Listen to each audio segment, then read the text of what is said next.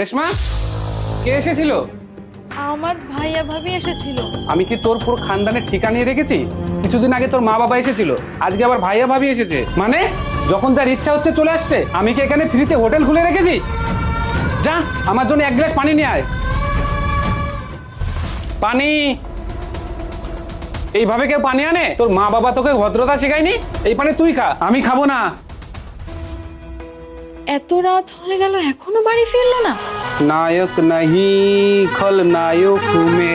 আজকে তুমি এত লেট করে ফিরলে কেন? এত রাত পর্যন্ত কোথায় ছিলে? আমার খুব টেনশন হচ্ছিল। তোর এত বড় সাহস, তুই আমার সামনে দাঁড়িয়ে আমাকেই প্রশ্ন করছিস? যা এখান থেকে।